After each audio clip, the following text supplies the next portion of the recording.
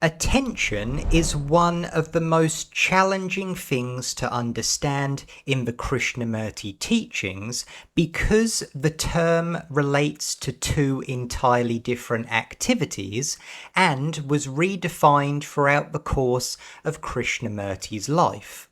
So, in this video, we clarify attention, inattention, and concentration. So, what is attention? There are two types of attention. The first type of attention was referred to by Krishnamurti as concentration. Concentration takes place through our intention to look at something. We first observe something and then choose to direct our attention towards it.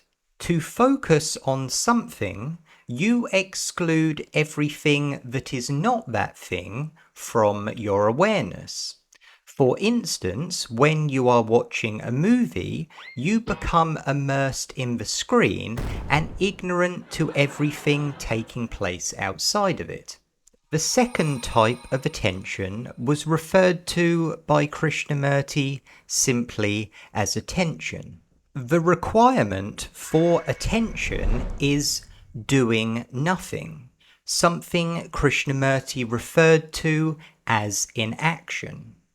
Put simply, inaction means that when thought arises, I do not react to it. For instance, when anxiety arises, I do not react to anxiety, and that enables me to remain with it in a state of observation. Inaction is the natural behavior of a mind that has comprehended the futility of the ways it reacts to thought. These futile responses are all gathered together under the term inattention. Inattention is not the opposite of attention. It is the opposite of the action that makes attention possible. The action that makes attention possible is doing nothing. So, inattention is the opposite of doing nothing, which is doing something. Inattention refers to all the ways I do something that hinder observation. When I concentrate on something, I am inattentive to all the things I exclude from my awareness. When I escape from something, I am inattentive through losing access to the experience. When I attempt to control something, I am inattentive because I want to change that thing and not see it for what it is. When I am judgmental, I am inattentive because what I know about that thing overshadows that thing. When I rationalize, I am inattentive because the thinking about the concept replaces the need to observe the fact. Inaction does nothing to prevent observation, so attention is able to permeate the whole mind. So, what is attention? Attention is identifiable through the qualities that appear in the mind, most notably silence and stillness. These qualities are considered to be revolutionary because they are in stark contrast to thought. Thought is in constant movement, attention is still. Thought produces sounds, attention is silent. As the mind comprehends attention and thought, it realizes there are two entirely different fields that coexist in the mind, the field of knowledge and the field of silence. Attention is the nexus between these two fields. Without attention, the mind is dominated by knowledge, so thought can only function from knowledge.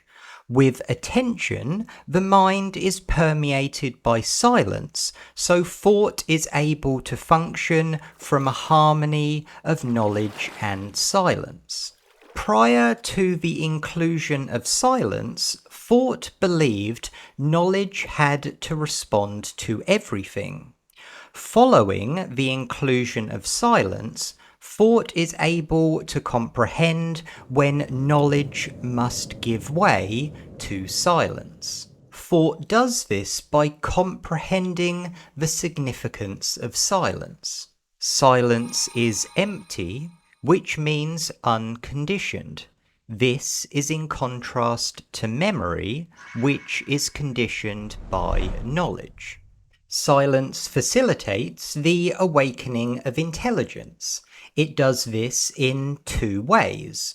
One, silence makes the mind more sensitive to observation, which is the basis for knowledge-based intelligence.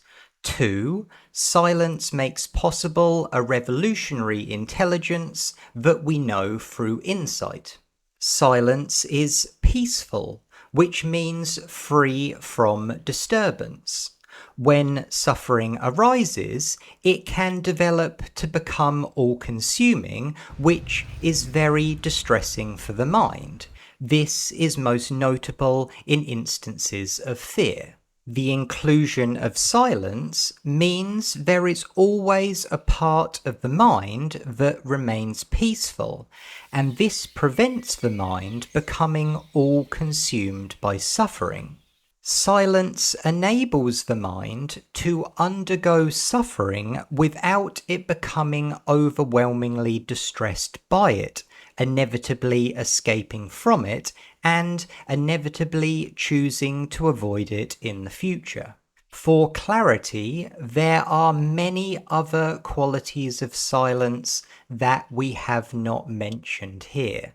So, what does this all mean? Inaction enables silence to operate through attention to imbue the mind with new qualities that revolutionize the activity of thought.